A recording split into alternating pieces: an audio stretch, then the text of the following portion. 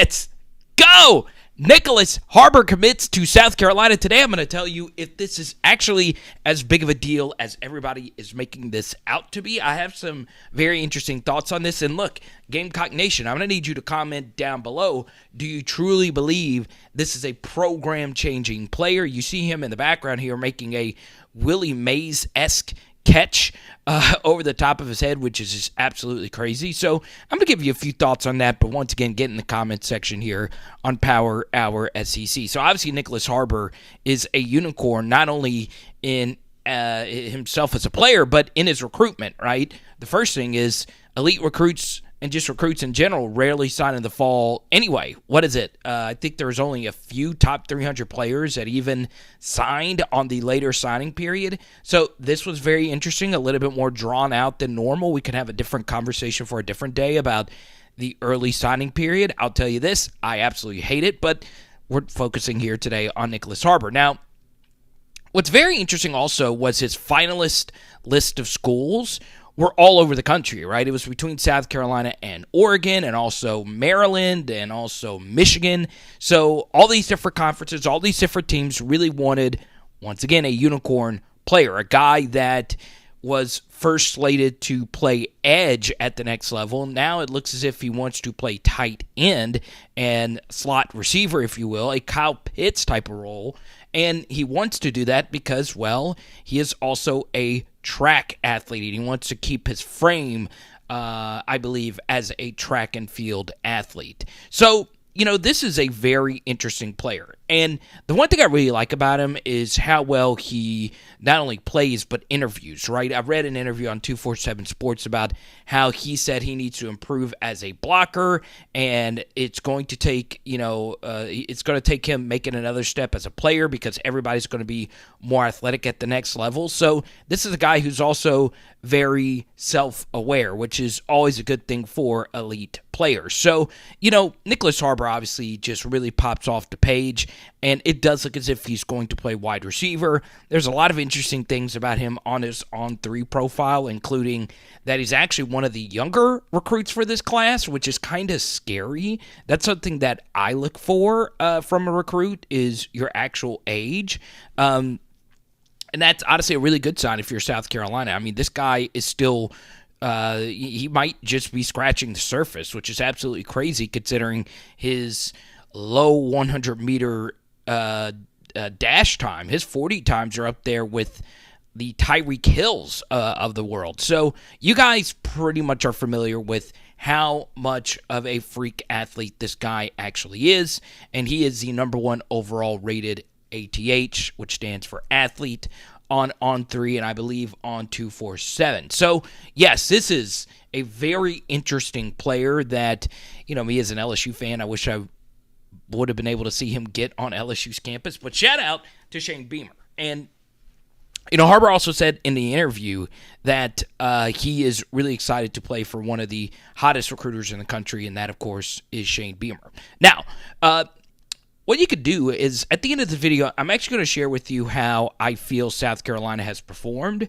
up to this point for this recruiting cycle. I gave grades for everybody after the first transfer portal cycle, and obviously South Carolina here for the later recruiting period is a big winner in the SEC. So, this is a very good day for South Carolina, but there are a few things that are very interesting. Number one is, will he stay more than 1 year, right? We saw a few South Carolina players, even with playing time, they did decide to go to another university. We saw that with Marshawn Lloyd. We saw that with Jaheim Bell. We saw that with Jordan Birch. All had single-digit numbers, all had a ton of playing time, and they still decided to go.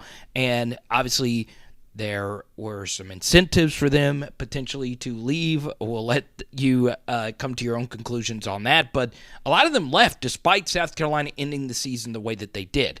But you still return Spencer Rattler, and you still get a guy that's going to get immediate playing time. With Marshawn Lloyd and Jaheim Bell leaving, those touches are up for grabs. And I think the path to playing time for South Carolina, where, yes, they had Juice Wells, but Other than that, they do need some help at the skill position player, considering what they at skill positions, considering what they lost. So yeah, I mean, Nicholas Harbor is going to get the opportunity to shine right away. But as far as expectations for South Carolina are concerned, I don't know how much this moves the needle in terms of their win-loss mark for next season, because there are some major question marks on this team, and none of them really are offensively, right? You have a good idea of what the identity of this team is going to be offensively. It is the defensive side of the football that's going to need to drastically improve. So it's always important to keep in mind that college football is a collective recruiting sport, right? It's not just one player that can really move things for you. What I will say South Carolina has done a really good job of in their recruiting classes, though, for this year is recruit the trenches. And while Nicholas Harbor defensively is a trench player, offensively is more of a perimeter player, they have done a really good job of getting some really good defensive and offensive linemen in this class. I really do think McLeod's a very good player that will really help South Carolina out quickly. So overall, this is just a magnificent pickup for Shane Beamer and South Carolina. And we'll see if Beamer continues to move this program in a forward trajectory, right? You had the amazing year one. You had the best close of any team in all of college football year two after a slow start. And then let's see if year three is even more fruitful for Shane Beamer. So comment down below. I'm going to need your help, Gamecock Nation. It's going to be interesting. I know a lot of people, and this is just how it's going to be in the transfer portal era, there's going to be a lot of people that think this is a one-and-done type of thing, and if South Carolina struggles, Nicholas Harbor will be packing his bags.